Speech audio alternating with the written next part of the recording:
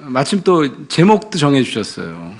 제가 제목을 달라고 여러 번 연락 주셨는데 제가 정신이 없어갖고 연락을 못 드렸는데, 연락을 주셔가지고, 제목은 공감복음으로 하겠다. 이렇게 하셔가지고, 제가 공감복음이라는 책을, 어느 출판사랑 쓰기로 해서, 너무 책 쓸 시간이 없어가지고, 어느 기독교 방송국에 방송 출연을 해서, 그걸 하시면 그걸 풀어서, 그렇게 책을 내겠다. 이제 그러셨는데, 5번 강의를 했어요. 근데 5번 더 해야 돼요. 10곡지를 써야 돼가지고.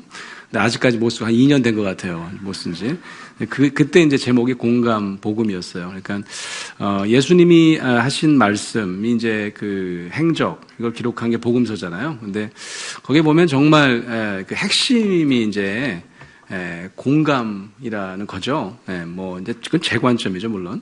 그래서 이제, 공감복음이라는 책을 이제 쓰려고 지금 여름부터 준비만 하고 있는데, 그 중에 이제 오늘은 부모님들에게 들려드리고 싶은 예수님 이야기, 공감복음을 한번 말씀을 드려보려고 그래요.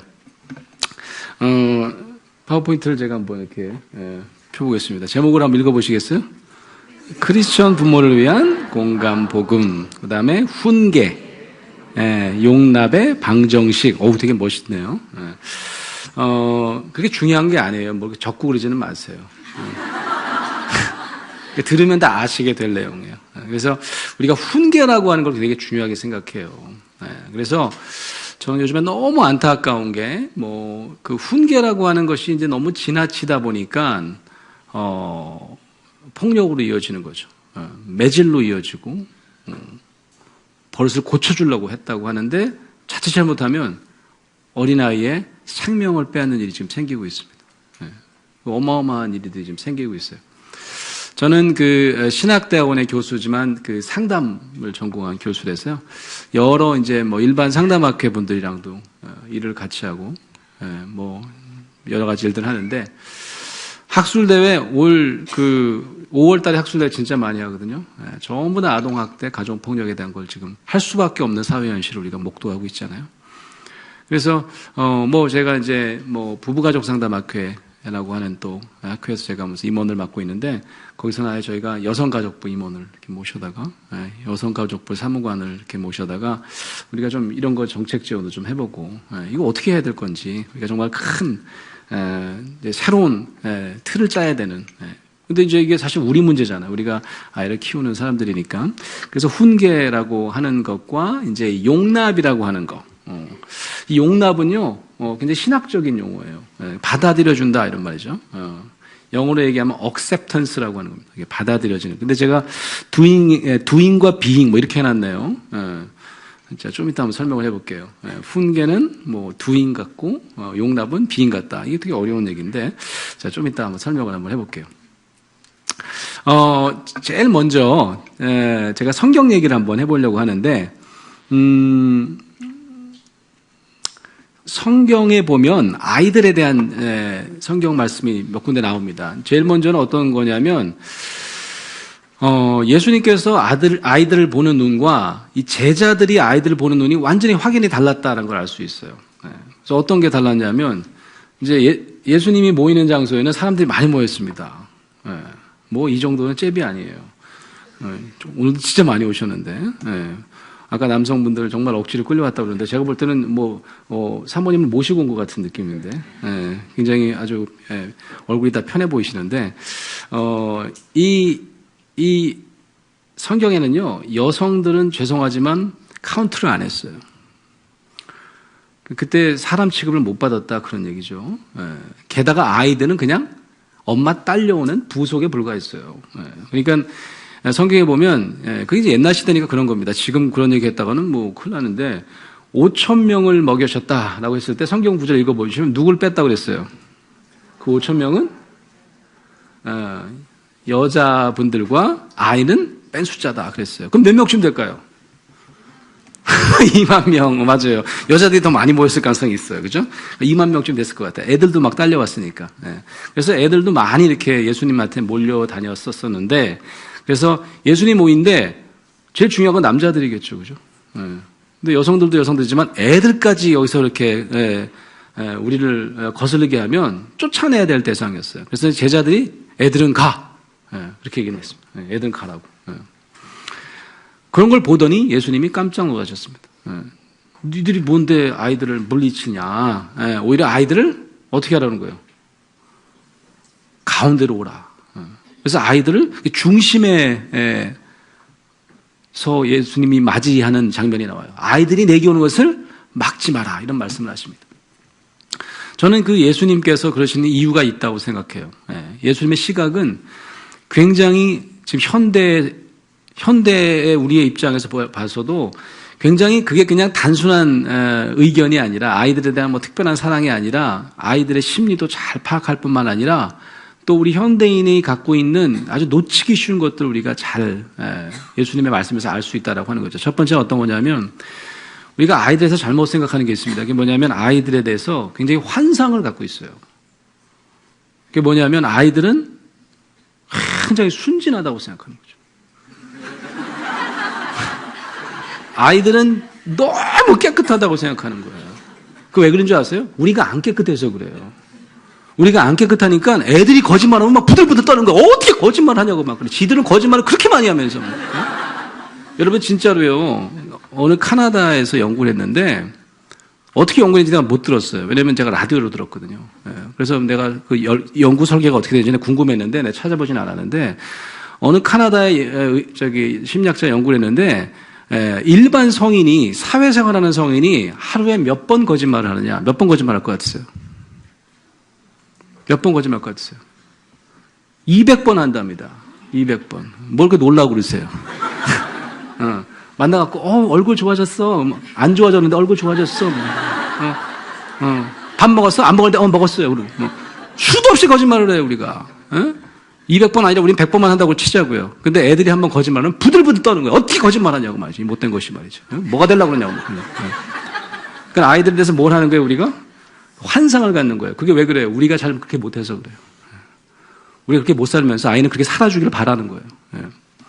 그러니까 이제 아이들이 내게 오는 걸 막지 마라. 예수님이 왜 사랑하셨을까?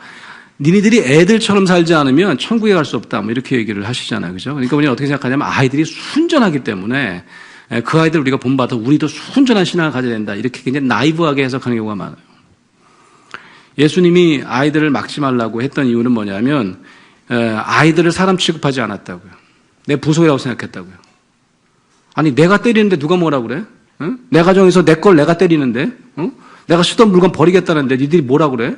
뭐 법이 뭐라고 그래? 까불고 있어. 이렇게 생각하기 쉽다 그런 얘기죠. 아이들이 예수님 시대에도 우리 시대도 마찬가지입니다. 여러분. 가장 취약한 가장 사랑받아야 될 대상에게도 버림받을 수 있는 가장 취약한 사회적 약자입니다. 그래서 아이들을 그냥 두시지 않으신 거예요. 아주 특별하게 보신 겁니다.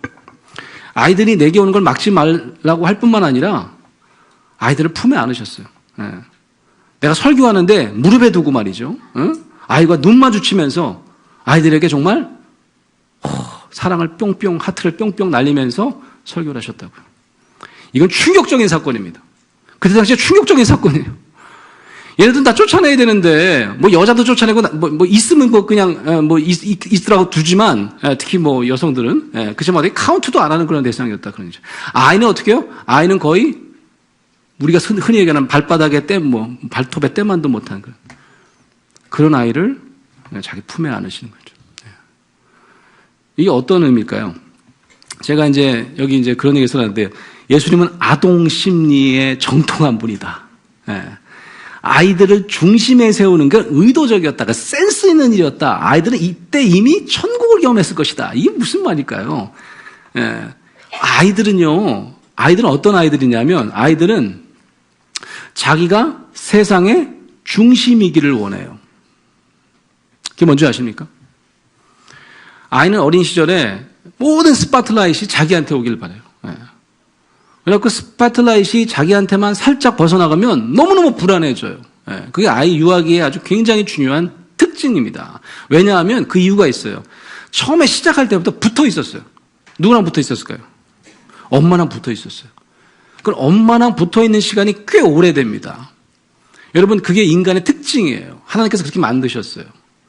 우리를 굉장히 관계지향적으로 만드시기 위해서, 그래서 하나님도 우리가 도저히 함께 살지 않으면 안 될 존재로 만들기 위해서 동물과 굉장히 다르게 지으셨어요. 이게 정말 진화 생물학적으로 봐도 정말 의아한 점이에요. 독립이 너무 늦어요. 동물은 독립이 엄청 빨라요. 태어나자마자 어떻게 혼자 그냥 걸어댕겨요. 놀라워요. 근데 우리는 어떻게 해요? 제가 우리 딸이 이제 처음 태어나가지고 미국서 우리 애가 목을 못 가누는 거예요. 목을 잘 못 가누어가지고 토끼백에다 확 박아놓고 이제 TV를 보는데 거기 뭐가 나오냐면 기린이 새끼 낳는 장면이 나오더라고요. 동물의 왕국. 동물의 왕국. 근데 그걸 보는데 너무 놀란 게 여러분 한번 보세요. EBS에 보면 기린이 새끼 낳는 장면 한번 떠요. 근데 제가 본 똑같은 그 동영상은 아니에요. 제가 본 건 내셔널 지오그래픽이라고 동물의 왕국 채널인데 기린이 다리가 길잖아요. 그러니까 기린이 새끼를 낳는데 서서 낳더라고요. 기린이. 그러니까 새끼가 떨어지는데 거의 아플 정도로 떨어져요. 쿵 하고 떨어집니다. 뭐 자루 떨어지듯이 뭐가 툭 떨어져요. 그럼 여러분 같으면 어떻게 하시겠어요? 예? 그 아이를 어떻게 하시겠어요? 받아야죠, 그죠? 받아서 어떻게 할까요? 어이구, 내 새끼 이렇게 해야 될 거 아니겠어요? 근데 기린은 어떻게 할까요? 뒷발로 차기 시작합니다. 빡 차기 시작. 뒷발로 차기 시작해요. 그래서 놀라가는 거 뭐. 근데 잘 안 일어나니까 여러 번 차요. 거의 아플 정도로 찹니다. 그럼 애가 어떻게 해요? 정신을 차려요. 계속 차요. 그러니까 제가 본 장면은 훅 하다가 정신을 차리더니 이게 목이 길까요, 짧을까요? 어떻게 하셨어요? 목이 이렇게 접혀 있어. 응? 그러니까 진짜 어미처럼 길진 않은데 접혀 있어요. 근데 어떻게 이렇게 목을 딱 피는 거예요. 나 그 순간 깜짝 놀랐어요. 우리 애를 보게 되더라고. 얘는 뭐 하고 있는 거예요, 지금? 응? 깜짝 놀랐어요. 누가 더 괜찮은 거예요? 걔가 더 나은 것 같더라고, 나는. 이제, 발로 계속 찹니다. 계속 차요. 그럼 어떻게 해요? 좀 이따가 일어나려고 그래요. 그래서 우리가 와이프랑 보다, 저거 봐라. 일어나려고 그런다? 좀 이따가 뻥 차니까 벌떡 일어나는 거예요. 깜짝 놀랐어요. 우리가 얼마나 걸려요? 얼마나 걸려요? 1년 걸려요. 얘는요, 1분 만에 일어나는 거예요. 그것만 하시는 줄 아시면 계속 차요. 계속 차니까 어떻게 해요? 또박 걷기 시작합니다. 놀라워요. 이제 제가 EBS는 거기까지 나오더라고요. 근데 제가 본 동영상은 나중에 거의 뛰다시피 해요. 너무 차는 거예요, 얘가. 이 어미가 너무 차니까 엄마를 이렇게 멀리 떠나지 못하고 엄마 주위를 뱅글뱅글 돕니다. 이렇게 뛰면서. 깜짝 놀랐어요. 그냥 거의 뛰다시피 이렇게 놀라가고 계속 차니까. 이제 그만 차도 되겠다 싶으면 이제 갑자기 제가 본 동영상은 기린이 이렇게 딱 앉더라고. 거기 뭐 팔 개고 앉듯이 이렇게 앉아. 그러면 이 새끼가 엄마를 도는 거예요. 근데 몸에 힘이 없으니까 고개가 깠다 그래. 그러니까 제가 본 동영상에서는 방송에서는 아나운서가 지금 저게 부모님한테 낳아줘서 고맙습니다. 자꾸 인사하는 거래요. 농담을 하더라고. 누가 낳아요? 제가 낳은 것처럼 보이잖아요. 그래서 우리 인간은 정말 발달상으로 보면 개체 발달이 진짜 늦은 생물입니다. 학자들은 13년, 14년을 엄마 품에 있어야 된다. 그건 뭐예요? 이제 생리를 시작하는 성적인 특징, 자기가 이제 새끼를 낳을 수 있는 특징을 갖게 되는데 그 정도 이제 시간이 필요한데 그때 부모 곁을 떠나지 않는 동물 없어요. 영장류밖에 없다라고 하는 거죠. 그게 왜 그럴까? 그게 정말 그래서 돌봄이 중요하고 서로가 함께 있고 서로에게 관심을 주고 내가 상대방에게 주목받는 거 이게 너무너무 중요한 생명체예요. 그러니까 이제 아이는 태어나면 누군가가 자기를 쳐다봐 줘야 되는 거죠. 엄마가 자기 눈을 뚜라지게 쳐다보고 그 까꿍이 그래서 중요한 거예요. 까꿍도 하고 눈 맞춤을 하고 누군가 나를 주목해 주는 거 이게 굉장히 중요합니다. 근데 주목해 주지 않잖아요? 그럼 애들이 좀 이상해져요. 그게 왜 그러냐면 승질이 들어와서 그런 게 아니에요. 그러니까 손님이 오면 우리가 뭐 이렇게 딴짓을 하면 어떻게 해요? 애들이 옆에서 막 안 하던 짓을 하잖아요. 물건을 막 엎지르고 막 그러잖아요. 괜히 엄마한테 치근덕거리고 그러잖아요. 그럼 얘가 왜 이러냐고 막 그러잖아요. 그럼 어떻게 해요? 더 충격을 받는 거예요. 나한테 주목을 해줘야 될 대상이 자꾸 딴 데를 쳐다보는 거죠. 그럼 어떻게 해요? 굉장히 더 불안해지는 거죠. 그러니까 사실은 아이들은 내가 스파트라이트를, 그래서 아이를 그제 뭐라고 하냐면 유아적 사고라고 하는데 사실 유아적 사고가 아니라 이렇게 매지컬 띵킹이에요. 어떤 매직이냐면, 나는 내가 읽는 동화의 주인공 같은 거예요. 엄마랑 아빠랑 사는 내 세상에는 내가 주인공 되어야 되는 거죠. 그러니까 우리 학교 다닐 때 아이들이 자꾸 주목을 원하는 것도 그런 거죠. 그래갖고 뭐 자꾸 이렇게 떠드는 것도 애들이, 왜 떠들어? 소리 지르면 어떻게 해요? 그 주목받는 거라고 생각해요. 감사하게 생각해요. 내가 질문을 잘하고 대답을 잘해서 주목받을 수 없으면 뭐라도 잘해야 돼요? 떠들기라도 잘해야 돼요. 옆 사람 쫙 꼬집고 말이죠. 그러면 이제, 관수야! 그러면 어떻게 해요?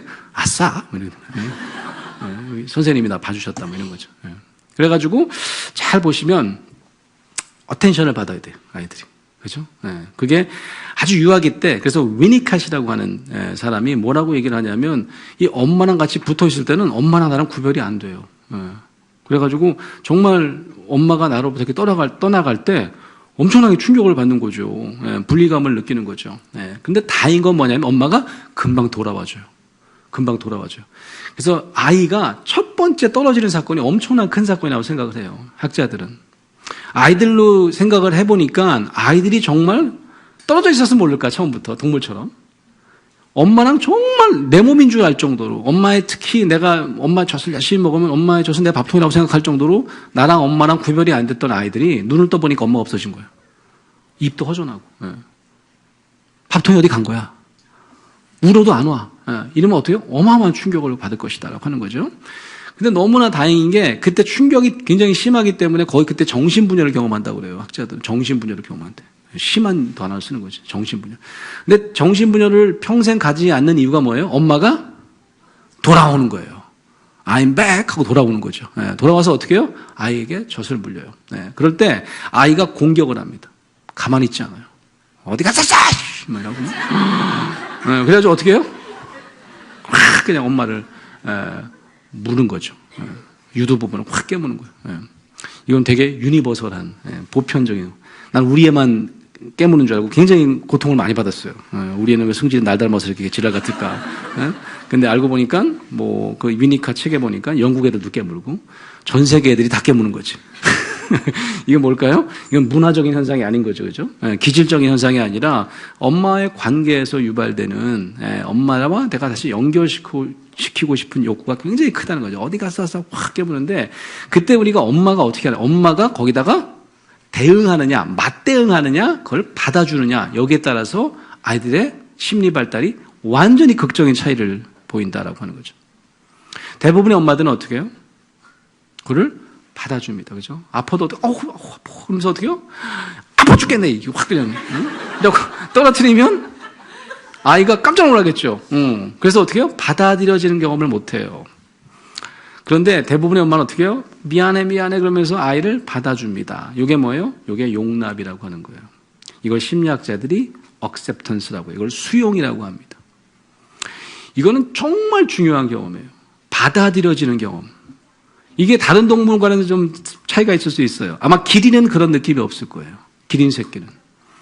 근데 우리 영장류나 우리 인간에게는 이게 받아들여지는 경험, 내가 워낙 한 몸이었던 자로 하여금 내가 받아들여지는 경험, 이거 신학적으로 하면 용납의 경험입니다. 내가 부족함에도 불구하고 죄진 사람에도 불구하고 하나님께 내가 용납되어지는 것, 내가 자격이 있어서가 아니에요. 나를 그냥 받아들여주는 거, 이게 굉장히 중요한 거예요. 좀 더 신학적으로 얘기하면 저는 이게 용서 체험이라고 생각해요. 아이들의 용서 체험입니다. 근데 여러분 한번 생각해 보세요. 우리 아이들이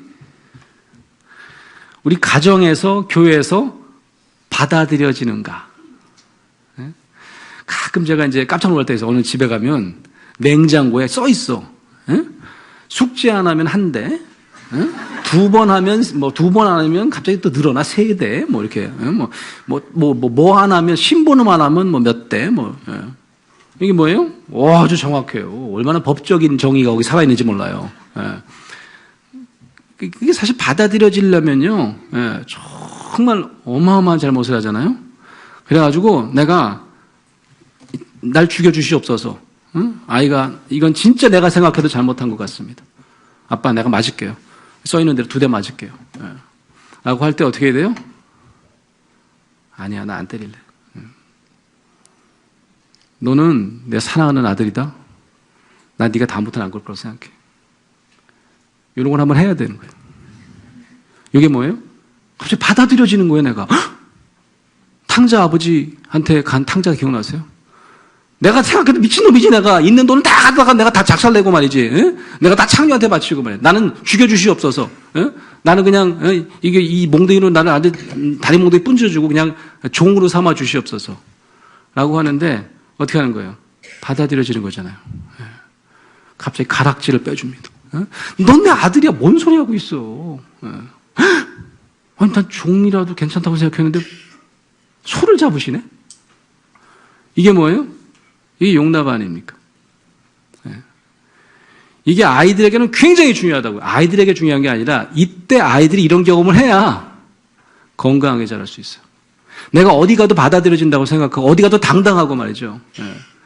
그 요즘 아이들 너무 불쌍해. 공부 못하면 당당하지는 않아요. 네.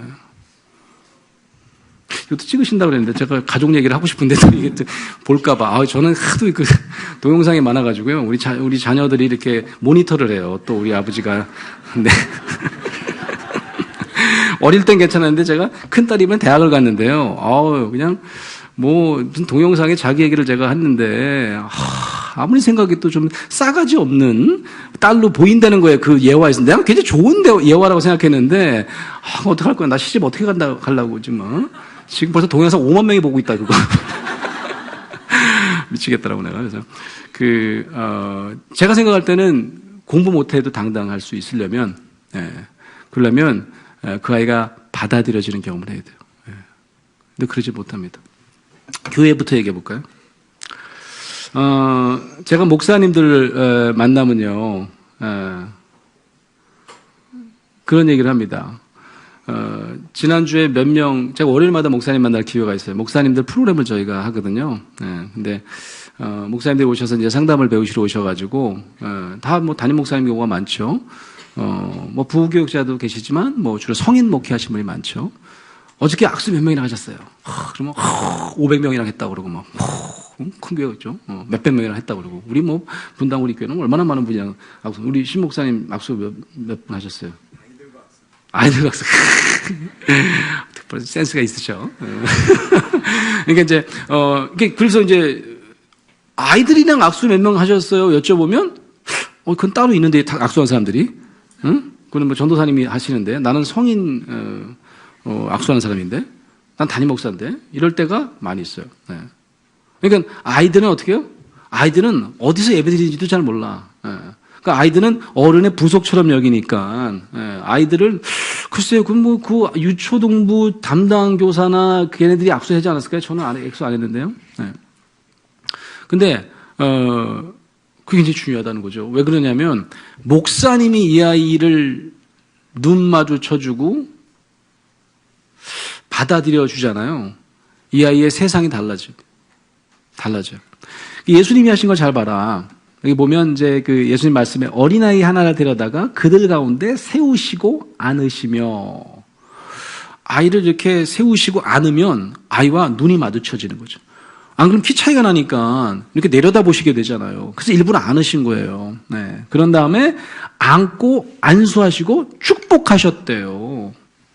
예수님이. 절로 가 그런 애들을 불러다가 손에 안수하고 축복하셨대요. 이거 우리가 흉내내야 되지 않겠습니까? 그래서 제가 이제 목사님께 여쭤봐요.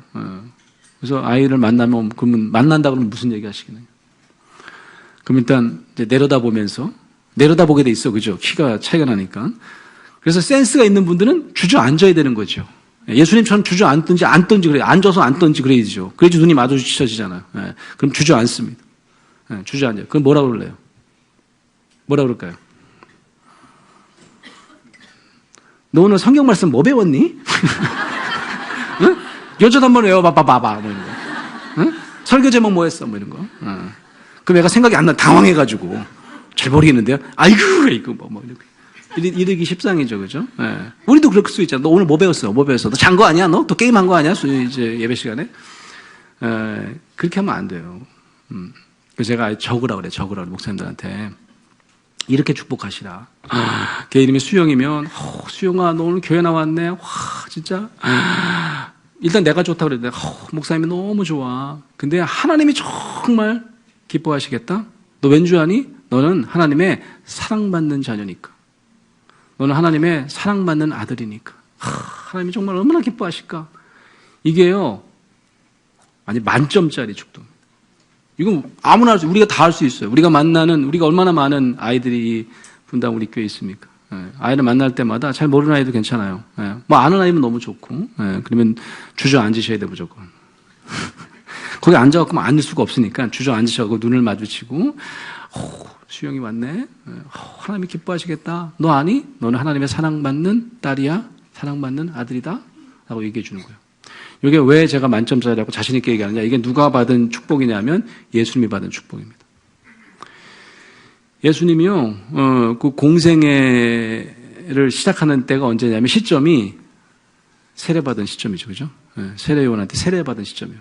그전에는 목수로 살다가, 목수의 아들로 살다가, 그다음부터는 어떻게 해요? 목회자로 삽니다. 하나님의 사람으로 사는 거예요. 거기 딱 기점이 세례식이에요. 제가 그래서 예전에 목회를 하는데, 제가 미국 교회에서 목회한 적이 있거든요. 미국 교회에서 담임 목회를 하는데, 희한해. 미국 사람들은 나이가 60, 70인데 세례를 안 받았대. 그래서 아니 어떻게 평생 교회 다니는데 세례를 안 받았을 때 자기는 세례 받은 다음에 죄를 질까봐 그래서 못 받았대. 그래서 거의 뭐 칭찬해 주세요 뭐 이런 분위기예요. 되게 양심 있는 분이긴 하더라고. 그래서 이제 이분이 이제 생각하는 거는 세례 받은 다음에는 죄를 안 져야 되는데 나는 너무 약해서 세례 받은 다음에 죄 질까봐 나는 그 양심상 못 받겠다 뭐 이런 거예요. 뭐 기특은 하나 제가 미친 거 아니야? 왜 아니 세례 받은 다음에도 다 죄죠. 우리는 그런 사람이야. 근데 잘 생각해보라고. 예수님은 왜 받았게? 예수님은 죄가 많아서 받은 거예요? 그럼 그때부터 헷갈려. 예수님이 왜 받았지, 진짜? 예수님은 죄가 없으신데? 어떻게 세례 받으신 거지? 세례는 죄 안 짓겠다고 무슨 뭐 매직쇼 하는 게 아니에요. 네, 이거 받으면 뭐, 죄 안 짓고 그런 게 아니에요. 이제부터는 내가 다른 사람으로 살겠다라고 하는 사명식 같은 거죠. 그죠? 예수님도 그래서 이제 그때부터는 뭐로 사신 거예요? 하나님의 사람으로 살았다. 그런 얘기죠.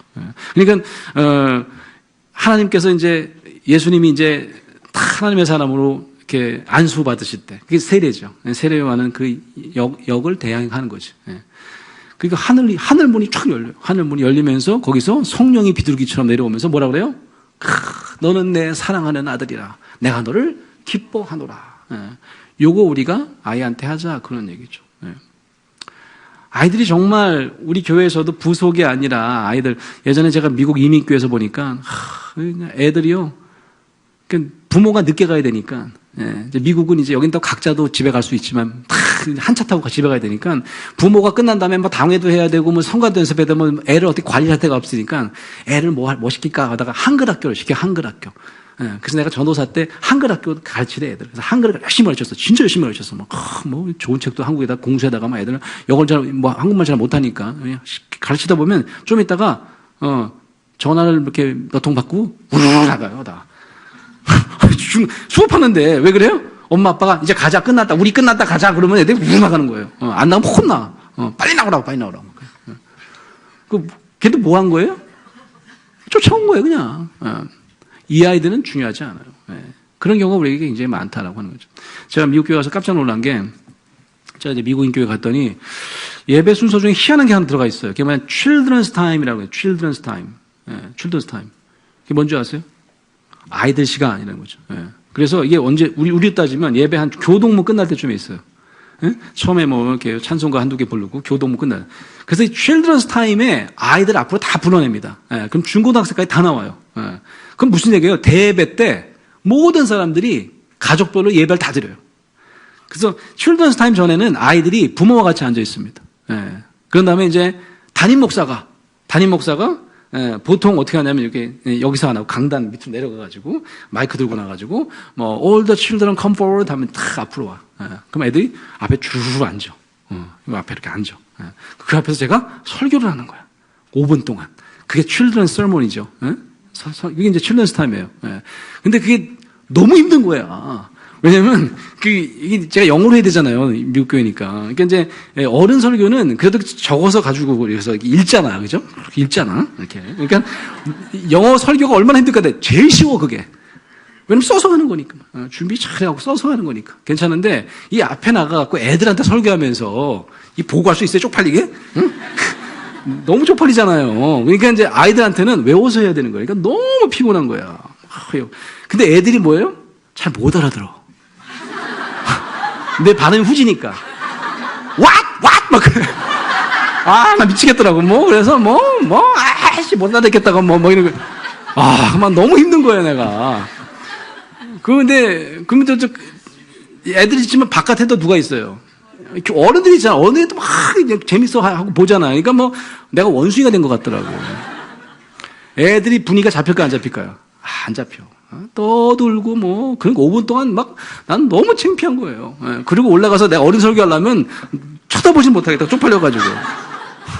그래서 출전 설명 이거 어떻게 해야 되지? 하다가 내가 꾀를 냈어, 꾀를. 일단 뒤에 교인들이라도 좀 안 보면 도움이 되겠더라고. 그래갖고 이 위치를 바꾼 거예요. 위치를. 어떻게 했냐면 내가 내려가요. 일단 내려간 다음에 아이들을 단상 위로 올렸어요. 단상 위로 다 애들 올라가라고 그랬어. 그러니까 처음에 애들이 막 놀라가지고 그런데 나중에 어떻게 해요? 애들이 엄청 신나는 거야. 단상에 애들이 올라가본 적 있을까 없을까요? 없어요. 단상에는 저랑 기도하는 분이나 사회 보는 분만 올라가지 올라갈 수가 없는 장소예요. 거기 막 애들이 올라간 거죠. 신나게 올라간 거죠. 심지어는 거기 의자도 있잖아요. 의자에 앉으려면 앉으셔도 돼요. 또 의자에 앉는 놈들도 있어. 그런 다음에 제가 여기 있는 분들 등질라고 사실 내가 그렇게 한 거야. 이 사람들 안 보려고. 그래서 애들을 이제 보면서 하니까 누가 쳐다보고 있어요? 부모들이 날 쳐다보고 있는 거죠. 우리 아들 어디 있나 막 쳐다보니까 애들이 어떻게 해요? 막 떠들 것 같죠? 아이들이. 그래서 이제 제가 또 그랬죠. 부모님들이 다 쳐다보고 있으니까 우리가 한번 집중해보자 그랬더니 애들이 집중해.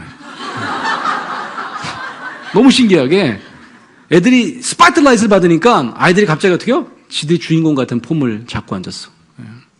그래갖고 예전보다 훨씬 더 잘 되더라고요. 저도 준비를 열심히 했죠. 열심히 해가지고 칠드런스 타임 보면 애들이 그러니까 오히려 교인들이 더 은혜 받아. 같은 이제 설교 본문 같고 물론 똑같이 안 하겠지만 실물 설교를 한다든지 이렇게 할 때 아이들이 저렇게 열심히 듣는다. 그러니까 이제 아이들이 왜 그랬을까 생각해 보면 아이들이 갑자기 뭐가 된 거예요? 주목받는 스파트라이트의 주인공이 된 거예요. 그러니까 아이들이 달라지더라 그런 얘기죠. 가끔 보면요, 우리가 잘 못하는 게 있어요. 그게 뭐냐면 우리가 주인공인 줄 알아. 아이들이 주인공이 아니라 누가 주인공이에요? 우리가 주인공이에요. 그래가지고 우리가 제일 많이 하는 것 중에 하나가 뭐냐면 아이들을 우리가 훈계한다라고 하는 거죠. 훈계한다. 아이는 뭐예요? 부속일 뿐만 아니라 종속이고 내가 끌어주지 않으면 이끌지 않으면 주인공 무슨 주인공이야. 엑스트라도 아니에요. 이런 경우가 우리에게 굉장히 많다라고 하는 거죠. 여러분 제가 빅토리아 시대 얘기를 해보려고 하는데 19세기 후반에 영국이 대영제국, 정말 그레이트 브리튼이라고 했을 때가 바로 빅토리아 시대, 빅토리아 여왕이 군림하던 시대를 의미할 때가 많아요. 그때 영국이 정말 유럽의 중심이다 이런 생각을 갖고 살았었습니다. 그때 이렇게 문헌들을 보면 되게 재밌는 게 많아요. 몇 가지 재밌는 게 있는데 그 중에 하나가 뭐냐면 저때 귀족들이나 돈이 많거나 권력 있는 사람은 아이를 많이 낳습니다. 아이를 한 탓으로 낳았어. 그냥 막 거의 축구 선수들 한 팀이 만들어질 정도로 10명씩 낳고 막 그랬어요. 그게 뭐예요? 부의 상징이에요. 나는 이 정도 많이 낳고도 건사가 가능하다 그거죠. 그래갖고 모든 아버지들이 아이를 많이 낳습니다. 그 다음에 아버지는 어떤 사람이 됐을까요? 그때? 아버지는 그때부터 채찍을 차고 다니는 사람이 됐습니다. 아버지는 완전히 훈육 선생이 된 거예요. 매를 드는 아버지. 그래서 여러분 속담 중에 저런 속담이 있죠. Spare the rod, spoil the child. 매를 아끼면 애 버린다. 저 속담이 아마도 많은 학자들이 아마 조시대의 풍조를 드러낸 것일 거다. 아이에게 매질을 한 거예요. 누가요? 아버지가. 그래서 우리도 엄부자모라는 말이 있지만 저 시대에도 그 아버지는 집안의 규율을 책임지는 사람이에요. 아이는 거기에 따라야 되는 아이인 거죠. 그래서 이때 아이들이 정말 많이 혼났겠죠, 그죠? 가끔 보면 이제 영국은 아니지만 오스트리아 얘기입니다. 그게 사운드 오브 뮤직 기억나세요? 그 사운드 오브 뮤직의 그 아버지도 애가 장난하게 많죠. 7명인가 거기는. 예. 거기도 사운드 오브 뮤직의 또 아버지는 또 군인으로 나와. 그러니까 더 또 심하겠죠. 진짜 채찍차고 나오죠 그 사람. 예? 막 몽둥이 들고 나오죠. 그런 모습을 상상하시면 될 것 같아요. 예? 무서운 아버지. 예. 그런데 거기에 플러스 알파가 있어요. 이분이 야단칠 때 그냥 야단치지 않습니다. 그냥 야단치지 않고 뭐라고 야단칠까요? 하나님이 너 미워하신다고. 예? 성경에 그렇게 써있냐고 막. 거짓말하면 성경에 뭐 거짓말하지 말라고 그러고 뭐 다 모든 사람을 사랑하라고 그랬는데 너 그딴 식으로 하냐고 막 그러면서 항상 거기에다 토를 달았어요. 그래서 하나님이 명하시기를 이런 토를 달더라 그런 거죠. 네. 그래서 많은 이제 후대 학자들이 그때 아이들의 하나님 상이 어떤 상이었을까? 예? 아버지 닮은 하나님인데 그냥 아버지 닮은 게 아니고 정말 매질하는 아버지. 뭐 하나 잘못하면 용납은커녕 완전히 작살나는 아버지. 그런 아버지의 모습으로 하나님을 투사하기 시작했을 것이다 라고 하는 예측이 가능하겠죠. 그죠? 게다가 여러분 성경에 보면 하나님을 아버지라고 고백합니다. 아버지라고 고백해요. 그러니까 아버지 역할이 굉장히 중요해요. 오늘 내가 이렇게 아버님들이 많이 오실 줄로 알고 이렇게 계시를 받고 제가 이렇게 또 아버지 얘기를 이렇게 하는 거죠. 네. 제가 어머니가 오신다 그래서 어머님한테도 이제 그 얘기를 제가 드리려고 얘기를 한 건데 아버지 역할이 정말 중요합니다. 네. 이건 무슨 얘기냐면 아버지가 아버지로 정말 역할을 할 수 있게 여러 사람이 도와야 돼요. 근데 그렇지 못한 경우가 많습니다. 아버지를 내모는 경우가 많아요. 네. 아버지가 왜 승질을 내나 잘 보면 이제 엄마가 아이를 많이 보니까, 뭐, 아빠가 집에 돌아와가지고 뭐 둘이서 막 디스커션 하는 거예요. 그래서 뭐 학원 계획 짜고 말이죠. 너 몇 시에 왔다가 뭐 좀 엄마가 데려다 주고 막 얘기를 하면 또 아빠 한마디 하고 싶어서 뭐 학원 뭐 여러 개 다니나 보지? 그러면 뭐라면 가만히 있어! 그러면 막. 응? 그런 말이 나와 지금! 막 이러고. 응? 그래서 또 아빠가 아니 그게 아니고, 야, 너 고생 많이 한다. 했더니, 애도 말이죠. 또 하게 쳐다봐요. 응? 뭐 관심이나 있어? 뭐 이런 분위기로. 난 말도 못해, 아빠는. 그러니까 괜히 저기 꼈다가는, 괜히 잔소리만 들을 것 같으니까 어떻게 해요? 평소에 가만히 있어요.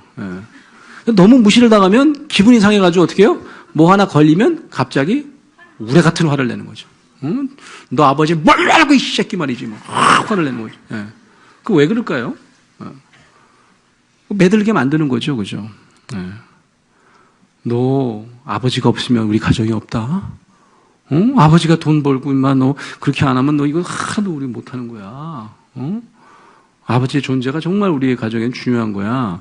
이런 얘기를 해도 될까 말 거예요.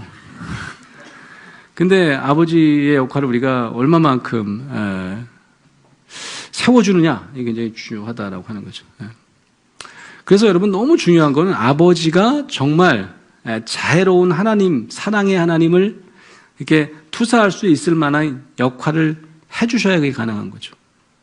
그게 아니면 어쩌면 우리 아이들의 머릿속에는 하나님에 대한 생각이 이 빅토리아 시대만큼은 아닐지 모르겠지만 무서운 하나님.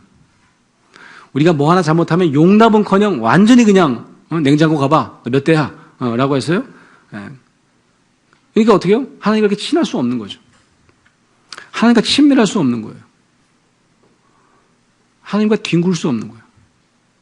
하나님과 장난칠 수 없는 거예요. 그럼 사는 게 퍽퍽해. 교회 안 오고 싶어져요. 왜 젊은 친구들이 교회를 안 오는가? 제가 연세대학교 교수잖아요. 제일 힘든 것 중에 하나가 뭔지 아세요? 제가 연세대학교 1학년 아이들이 무조건 기독교 이해라고 하는 기독교 개론 과목을 듣게 되어 있습니다. 아무리 애들이 1인 시위라고 해도 우리가 정관으로 2중, 3중을 걸어놨어요. 연세대학교는 기독교 정신에 의해서 창립되었고 채플과 기독교 개론을 꼭 들어야 돼요. 싫으면 나가라 이거죠. 고려대학교 가라고. 제가 매 학기 한 30개 분반이 열려요. 한 30, 이번에 32개 열었는데, 제가 학부대학의 기독교 이해를 개설하는 책임을 지는 책임 교수를 하고 있어요. 너무 가르치기 힘들어요. 너무너무 가르치기 힘들어. 애들이 억지로 듣는 거죠. 그래서 맨날 손 들어보라 그러면 어떻게 예수 믿는 애들이 한 절반쯤 손 들다가 요즘에는 절반도 손을 안 들어. 그 왜 안 드나 봤더니 절반 들 거거든요. 왜 안 드나 봤더니 쪽팔린 거예요. 교회 다닌다고 손을 들자 옆에 애들이 대박! 너 아직도 교회 다녀? 뭐 이런 거죠. 어? 교회 다녀? 뭐 이런 거. 이게 창피한 거예요. 왜 그럴까요, 아이들이? 신이 안 나는 거예요, 교회 오면.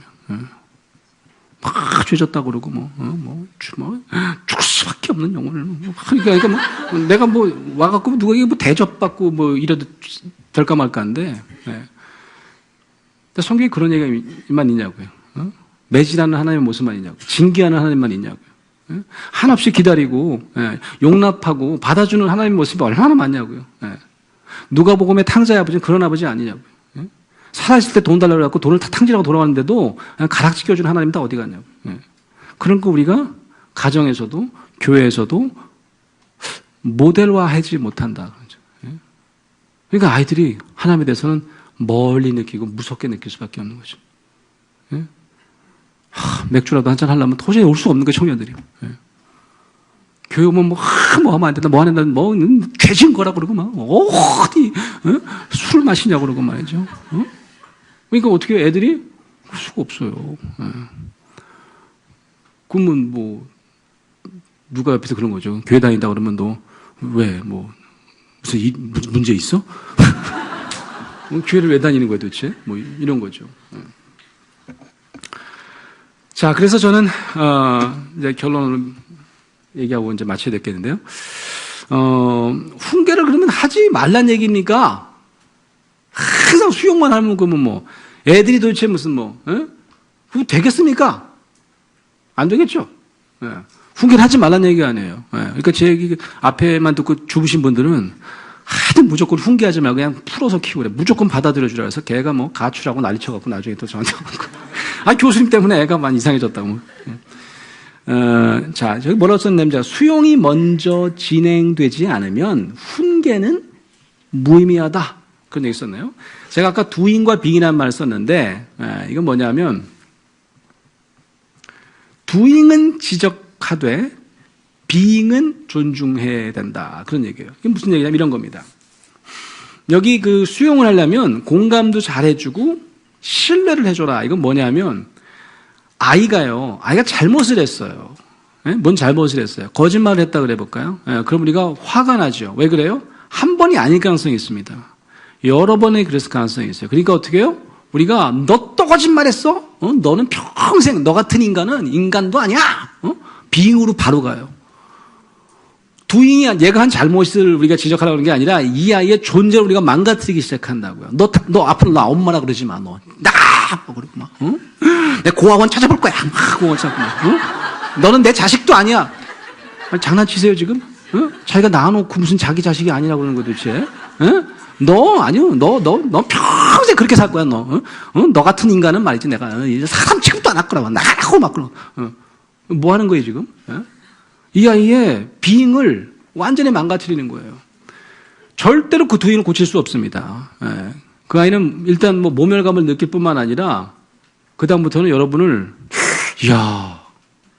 내가 받아들여지는 제 대상이 아니구나. 여러분과 관계도 멀어지고 그 아이는 자기 비행에 대해서 어마어마한 흠집을 가지기 시작합니다. 남들이 너 괜찮다고 해도 그때부터 안 괜찮아질 가능성이 많아요. 왜 그래요? 받아들여져야 될 대상에게 받아들여지지 않는 거예요. 그게 바로 비잉입니다. 딸이 안 봐야 될 텐데 딸 얘기를 한번 해볼까요 제가? 이 얘기도 제가 책에서 썼는데 하여튼 딸 얘기 아닌 것처럼 썼는데 우리 딸이 이제 너무 핑크를 좋아하는 거예요. 핑크를 너무 좋아하는 거예요. 핑크 순이잖아 딸 애가. 그래서 이제 핑크를 너무 좋아하다 보니까 핑크를 많이 사줬죠. 근데 어느 날 보니까 이제 유치원에 미국서 있었던 일이에요. 미국 유치원 갔다 왔는데 이렇게 핑크색 뭐가 있어요. 펜이 있어요. 너무 이쁘게 생겼더라고. 야 이거 어디서 났냐? 그랬더니 친구가 줬다고 이제 엄마한테 얘기를 한 거죠. 그랬더니 엄마가 진짜 친구가 줬을 것 같지 않은데 아니야 나 줬단 말이야. 나 핑크 좋아한다고 얘가 줬단 말이야. 그렇게 거짓말을 한 거죠. 알고 보니까 거짓말이었어요. 그걸 어떻게 알게 됐을까요? 충격적인 사건이 이제 유치원 선생님이 담임선생님이 쪽지를 부모님한테 갖다 주라고 갖다 준 거죠. 그래가지고 쪽지가 이렇게 왔어요. 그래갖고 어머님, 저희 이제 딸 이름 써놓고 어머님 아무래도 이 탭 있다가 뭘 가져온 것 같다. 친구 걸 가져온 것 같다. 그래서 보내가 있다. 증거까지 또 꼬리를 밟히지 말았어야 되는데 증거까지 남기고 선생님한테 몰래 갖다 주시면 엄마가 내가 잊어버린 거, 분실한 거, 찾은 거로 해서 기아에게 돌려주겠다. 이렇게 온 거예요. 그걸 본 엄마는 어땠을까요? 거의 부들부들 떠셨지. 이게 뭐 이중, 가중 처벌이 가능한 거죠. 물건을 훔쳤는데 그냥 바로 얘기를 했었어야 돼. 뭘 한 거예요? 거짓말. 이거는 견딜 수가 없어요, 우리가. 대부분의 부모들이. 지들은 다 그렇게 살면서 우리가 하여튼 뭐 견딜 수가 없잖아요. 어디 네가 말이지. 막 부들부들 떨면서 이제 저희 아내는 이제 항상 이제 저희 딸은 이제 제가 막 뭐 데리고 다니면서 뭐 공감하고 뭐 처음에 내가 이제 첫 딸이니까 얼마나 제가 실험을 많이 했겠어요.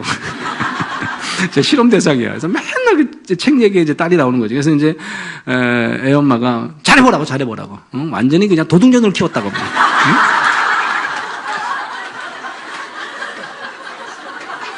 어쩔 건데 창피해갖고 말이죠. 응. 게다가 그 담임선생님이 내가 목사인지도 다 아는데 이게 창피해서 어떻게 살래 우리. 응? 어떻게 할래 뭐. 응? 뭐 상담하고 뭐 목사인 거 다 아는데 막. 그래서 뭐 그래 알았어. 그래서 가서 볼펜을 받았고 아빠랑 같이 가서 잘못했다고 그러고 직접 가서 당신이 데리고 갔다 오래요. 그래서 애는 뭐 철철 울고 난리 난 거죠. 그래서 애를 데리고 제가 밖에 나온 거예요. 학교에. 학교가 어디예요? 얼마 50m도 안 돼. 거기를 한 1시간 갔어요. 가다가 앉았다가 막 울고 뭐 울 때는 울려야 돼요. 울 때는 막 한참 다 울었니? 아니에요. 좀 더 울어야 돼요. 약간 이제 한참 또 근데 좀 더 걸어가다 또 나무 밑에 또 앉아갖고 또 한참 울고. 그래서 이제 한 곡 좀 운 것 같아요. 이제 지친 것 같아요. 그다음에 우리 딸 정말 핑크가 좋았나 보다. 네가 한번 따라해보세요. 오죽하면 따라해보세요. 오죽하면 이게 굉장히 중요한 거예요. 고려대학교 심리학과 교수님 중에서 아주 유명한 교수님이 계신데 그분이 이제 워낙 사회심리학자신데 이게 상담 강의 많이 하시는 우리 한성열 교수님 계신데 오세요? 오셨어? 강의 진짜 잘하시죠. 한성열 교수님. 저랑 굉장히 가까운 한성열 교수님과 자주 교제하는데요. 그 한성열 교수님이 그런 얘기 자주 해요. 상담 잘 못하면 오죽하면만 잘해도 너 그러면 안 돼! 이러는데 막 오죽하면 네가 그랬겠네. 뭐 이렇게 하는 거죠. 오죽하면 네가 진짜 너 부들부들 떨리지. 핑크 보면. 아빠 이해해. 이게 뭐예요? 이게 공감하는 거죠. 그죠? 근데 그건 나쁜 거야. 남의 걸 손대는 거, 그건 나쁜 거. 알아요. 내가 왜 그랬을까? 그거는 아빠가 봐도 나쁜 거고, 하나님이 하나님 얘기 안 해도 되는데, 하시려면 하셔도 돼요. 하나님 보실 때도 그거는 별로 안 좋은 걸 거야. 그런데, 넌 절대 나쁜 애가 아니야. 우리 딸 절대로 나쁜 애가 아니야. 아빠는 알아. 너는 절대로 앞으로 남의 물 손댄 애가 아니다. 그래서 아빠 너 믿어. 응? 걱정하지 마. 이게 뭐예요? 이게 신뢰예요. 이게 뭐예요? 비잉인 거죠. 이 아이가 두잉을 잘못할 수 있어요. 애만 그래요? 우린 더하다니까요. 우린 한번 돌아보다 보라고요. 우리가 얼마나 많은 티끌이 있고 대들보가 있는지 우리 눈 안에. 근데 왜 남의 티끌만 보고 이렇게 대들보처럼 난리를 치냐고요. 그런데 우리가 비잉을 망가뜨리면 아이의 관계가 깨지게 돼 있어요. 아이는 자신을 더 이상 정말 괜찮은 사람이라고 인정을 못하게 돼 있어요. 그게 왜 그래요? 부모가 그렇게 중요한 거죠. 게다가 하나님까지 팔아요? 하나님도 너 싫어하신다고요? 천만의 말씀이에요. 하나님 너 사랑하신다? 아빠가 너 믿듯이 하나님도 너 절대로 포기하지 않으셔. 네가 어떤 앤데? 응? 너 진짜 괜찮은 애야. 걱정하지 마. 알았지? 하지만 그 두익은 하지 말자 우리. 안 할 거예요. 얘를 데리고 갔어요. 한 1시간 걸렸어. 1시간 됐고 이제 선생님한테 가는데 선생님이 여자 선생님이 기다리고 계신 거예요. 우리 오기를. 너무 죄송하더라고. 우리가 너무 오래 걸린 거지. 금방 간다고. 그래가지고 이제 아이를 보자마자 이 아이가 제가 얘기를 하라고 그랬어요. 선생님한테 아빠랑 얘기한 거. 네가 핑크 보면 부들부들 떨리고 너무 좋아해가지고 그렇게 훔쳤는데 너무 죄송하다고 앞으로 안 그러겠다고 얘기해라. 알았다. 그래서 이제 가갖고 선생님 영어로 했겠죠. 선생님 제가 핑클 너무 좋아하거든요. 그래서 핑클 보자마자 나도 모르게 손을 댔어요. 근데 앞으로 다시는 이런 두잉은 하지 않을 거예요. 라고 얘기를 했어요. 그랬더니 이 선생님이 눈물을 글썽글썽하면서 이 아이를 꽉 껴안아주기 시작했어요. 그래서 잊을 수 없어요. 뭐라 하냐면 You are a good girl. 그게 있어요. 너는 좋은 아이야. I know. 너 정말 좋은 아이야. 라고 얘기한 거예요. 내가 그걸 보는데 갑자기 내 눈물이 펑 터졌어. 응? 정말 좋은 선생님이죠. 우리가 그렇게 아이들을 수용해야지. 그게 뭐예요? 그게 훈계인 거예요. 제가 알기로는 저희 딸은 그날 이후로 아마 한 번도 다른 사람의 물건에 손대지 않았을 거예요. 그런 내가 따끔하게 가르쳐서가 아니라, 매질을 해서가 아니라 그 아이의 비잉을 믿어줘서다라고 하는 거죠. 그 아이를 수용해줘서다라고 하는 거죠. 그걸 우리가 기억하자 그런 거죠. 훈계하지 말자는 얘기 아니에요. 훈계를 하려면 다른 사람이 다 믿어주지 않더라도 나만은 우리 자녀를 믿어줘야 돼요. 그게 굉장히 중요합니다. 공부를 못해요? 얘가 뭐가 될지 모르겠어요? 그래도 믿어주세요. 나는 너 언젠가 뭔가 이룰 거라고 생각한다? 너는 절대로 하나님께서 그냥 내신 애가 아니야. 너 네 역할 할 거야. 나 믿어. 제가 최근에 이제 워낙은 제가 그걸 하려고 했는데 오늘 공감복음이라고 이렇게 제목을 주셔서 이렇게 했는데 제가 응답하라 1988 재밌게 봤어요. 우리 아내가 너무 재밌게 봐갖고 우리 와이프가 88학번이거든요. 그래서 열심히 보더라고. 당신 이거 봐야 된다. 이거 보면 진짜 당신 강의 많이 할 수 있을 거래. 강의 자료 많을 거래. 그래서 내가 딱 1편과 마지막 편만 봤어요. 그러니까 다 연결이 되더라고. 1편. 그 1편에 보면요. 그 부모님이요. 아이를 믿어주는 거 있잖아요. 진짜 멋있어요. 그 칠순가 하는 아들이 나와요. 참 찹찹하지요. 근데 칠수를 해요. 근데 그 사람이 나중에 뭐예요? 백선생 된다는 거 아니에요? 응? 대한민국의 가장 유명한 요리사고 TV만 틀면 나오는 사람이 된다는 거 아니에요? 그게 가능할까요? 칠순한 사람이? 가능해요. 그 부모가요, 이 아이의 비잉을 한 번도 망가뜨리지 않습니다. 걱정하지 마. 한 번도 하면 돼. 한 번도. 걱정하지 마. 넌 언제가 빵 터뜨릴 거야. 송동인이 그래요. 송동이 아니죠. 거기 그 아버지가. 그 라미란도 그러잖아요. 나는 이제 그냥 살아 죽는 것만 해도 감사하다고. 그의 비잉은요, 한 번도 망가진 적이 없어요. 잘못한 게 어디 한두 가지예요. 뭘 해도 안 되잖아, 걔는. 근데도 어떻게 해요? 비잉을 살려줬어요. 한방합니다. 그게 부모의 역할이에요. 우리가 너무 지나치게 실망을 빨리 할 뿐만 아니라 우리도 다 이유는 있어요. 두잉이 딱 한 번인데 그럼 비잉으로 발광이 아니에요. 우리도 축적된 얘가 한두 번이 아니야. 맨날 한다 그러고 안 하고 맨날 공부한다 그러고 자빠져 자고 맨날 공부한다 그러고 게임하고 그럼에도 불구하고 그의 비잉을 믿어주셔야 돼요. 그의 비잉은 하나님이 내신 비잉이에요. 하나님이 여러분 사랑하시고 끝까지 버리지 않으실 존재라는 것을 기억하시는 저와 여러분 되시길 주의 이름으로 축원합니다. 마지막 결론을 한번. 우리 자녀에게 저는 뭐 훈육 중요해요. 근데 그 아이를 정말 그 아이의 감정, 그 아이가 그냥 훔친 거 아니에요. 그 아이가 나쁜 거 알면서도 뭐 내가 나쁜 짓 해야지 이렇게 훔친 거 아니에요. 이유가 다 있습니다. 오죽하면 그랬을까 이해해 주시는 거 굉장히 중요합니다. 그 감정을 함께 공유하는 거 중요합니다. 그런데 비잉을 망가뜨리시면 안 돼요. 네 비잉은 그냥 비잉이 아니다. 정말 하나님께 사랑받을 만한 존재다라고 하는 거. 그래서 그 아이를 받아들여 주는 거예요. 그러면 그 아이가 세상에 우뚝 설 수 있습니다.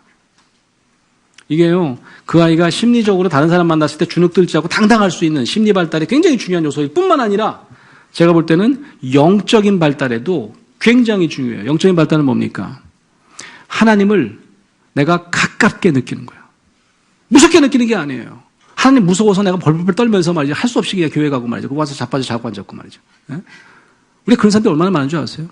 와서 그냥 찍는 거예요. 자기 자리에 앉아 있는 거예요. 그게 무슨 의미가 있습니까? 하나님과 내가 가깝게 교제해야 되는 거 아니에요? 하나님을 너무 좋아해야 되는 거 아닙니까? 교회 오는 게 무슨 의미가 있어요? 하나님 만나면 막 가슴이 뛰어야 되는 거 아닙니까? 그게 어떻게 가능한 줄 아세요? 그게 그런 경험을, 인간 경험을 많이 하는 사람이 가능해지는 거예요. 우리 주변에 우리 아이들, 우리로 하여금, 그래서 저는, 우리 아들이 공부 못해요. 아, 이것도 나가면 어떡하지? 공부 못하는데, 너무 당당해요. 공부 못하는 100가지 이유가 있어요. 심지어는 이 정도 성격 유지하는 것도 얼마나 힘든 줄 알아? 내가 성격 중요하거든. 고맙게 생각해야 돼. 그러면 맞아, 고마워. 난 그렇게 생각해. 근데 나는 공부 잘해. 다 자기 밥그릇을 타고나는 거죠. 당당하게 키우는 거, 그러려면 어떻게 돼요? 그 아이를 내가 믿어주는 거예요. 나는 끝까지 그 아이를 믿을 거야. 라고 할 때 그 아이는 하나님께서 귀하게 쓰시는 당당한 세상의 주인공으로 살 줄로 믿습니다. 그런 자녀를 키우시는 저와 여러분 되시기를 바랍니다.